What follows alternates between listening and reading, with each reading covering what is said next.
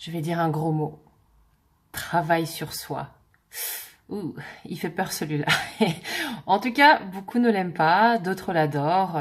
Il y a des résultats très différents, des idées très différentes. Et j'aimerais donner ma vision de cette chose, surtout suite à une discussion très intéressante que j'ai eue avec une personne jeudi. Elle se reconnaîtra, j'espère, si elle regarde cette vidéo. En fait, voilà ce que j'en pense et voilà comment moi je l'applique et comment je le vis et pourquoi j'en parle autant dans mes vidéos. C'est surtout ça en fait. Pourquoi est-ce que j'insiste? Pourquoi est-ce que pour moi c'est tellement important? L'idée c'est que en réalité, bien évidemment, il y a des dysfonctionnements à l'extérieur de nous. Il y a le gouvernement qui déconne, la société qui déconne, les entreprises qui déconnent. Il y a plein de trucs qui déconnent un peu partout. Oui, tout à fait. Il y a notre entourage, nos potes, nos amoureux, nos amoureuses, nos enfants, nos amis, notre famille. Ils ont des défauts. Oui, très bien. Tout à fait. Alors, on les voit, on les vit, on les admet. Mais on peut pas s'arrêter là. On peut pas s'arrêter là. Nous aussi, on a des défauts. On fait partie de la famille de quelqu'un d'autre qui se dit la même chose à propos de nous, etc., etc.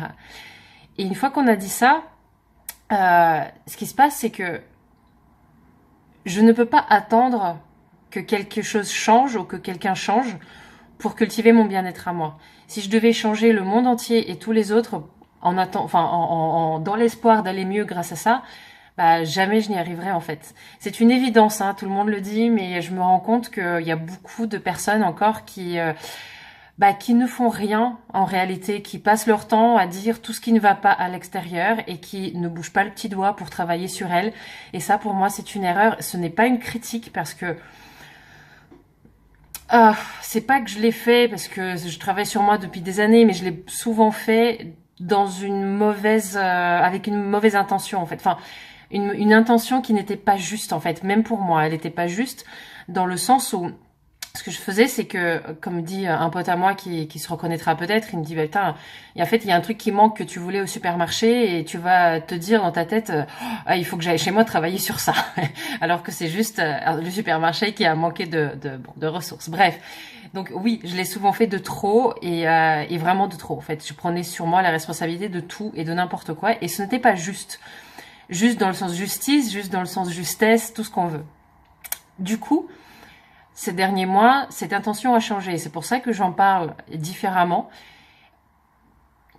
Et c'est très très important en fait. L'intention avec laquelle on fait ce travail sur soi, c'est primordial. Ce n'est pas pour se corriger, c'est pas pour devenir quelqu'un d'autre déjà, parce que non, on est qui on est.